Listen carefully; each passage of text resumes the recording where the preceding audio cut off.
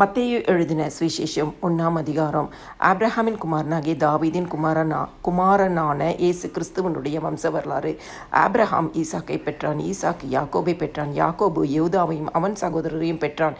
யூதா பாரேசையும் சாராவையும் தாமாரின் இடத்தில் பெற்றான். பாரேஸ் எஸ்ரோமை பெற்றான். எஸ்ரோம் ஆராமை பெற்றான். ஆராம் அமினதாபை பெற்றான். அமினதாப் நகசோனை பெற்றான்.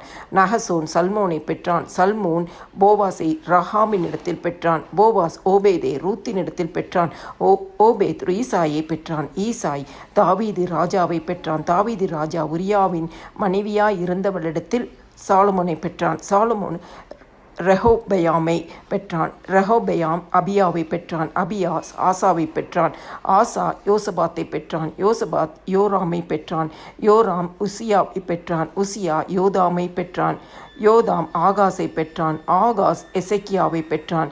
எசேக்கியா மனாசேயை பெற்றான். மனாசே ஆமோனை பெற்றான்.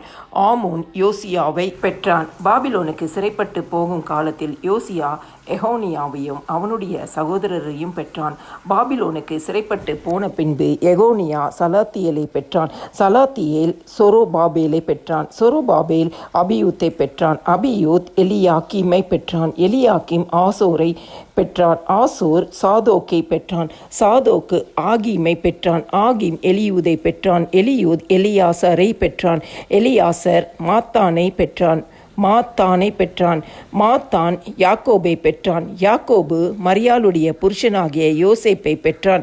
அவளிடத்தில் கிறிஸ்து எனப்படுகிற இயேசு பிறந்தார். இவ்விதமாய் உண்டான தலைமுறைகளெல்லாம் ஆபிரகாம் முதல் தாவீது வரைக்கும் 14 தலைமுறைகளும், தாவீது முதல் பாபிலோனுக்கு சிறைப்பட்டு போன காலம் வரைக்கும் 14 தலைமுறைகளும், பாபிலோனுக்கு சிறைப்பட்டு போன காலம் முதல் கிறிஸ்து வரைக்கும் 14 தலைமுறைகளுமாம். இயேசு கிறிஸ்துவனுடைய ஜனனத்தின் விவரமாவது, அவருடைய தாயாகிய மரியாள் யோசேப்புக்கு நியமிக்கப்பட்டு இருக்கையில் அவர்கள் கூடி வரும் முன்னே அவள் பரிசுத்த ஆவியினாலே கர்ப்பவதி ஆனாள் என்று காணப்பட்டது. அவள் புருஷனாகிய யோசேப்பு நீதிமானாயிருந்து அவளை அவமானப்படுத்த மனதில்லாமல் இரகசியமாய் அவளை தள்ளிவிட யோசனையாயிருந்தான். அவன் இப்படி சிந்தித்து கொண்டு இருக்கையில் கர்த்தருடைய தூதன் சொப்பனத்தில் அவனுக்கு காணப்பட்டு, தாவீதின் குமாரனாகிய யோசேப்பே, உன் மனைவியாகிய மரியாளை சேர்த்து கொள்ள ஐயப்படாதே. அவளிடத்தில் உற்பத்தி ஆயிருக்கிறது பரிசுத்த ஆவியினால் உண்டானது. அவள் ஒரு குமாரனை பெறுவாள். அவருக்கு இயேசு என்று பெயரிடுவாயாக. ஏனெனில் அவர் தமது ஜனங்களின் பாவங்களை நீக்கி அவர்களை இரட்சிப்பார் என்றான். தீர்க்கதரிசியின் மூலமாய் கர்த்தராலே உரைக்கப்பட்டது நிறைவேறும்படி இதெல்லாம் நடந்தது. அவன், இதோ ஒரு கன்னிகை கர்ப்பவதியாகி ஒரு குமாரனை பெறுவாள். அவருக்கு இம்மானுவேல் என்று பெயரிடுவார்கள் என்று சொன்னான். இம்மானுவேல் என்பதற்கு தேவன் நம்மோடு இருக்கிறார் என்று அர்த்தமாம். யோசேப்பு நித்திரை தெளிந்து எழுந்து கர்த்தருடைய தூதன் தனக்கு கட்டளையிட்டபடியே தன் மனைவியை சேர்த்து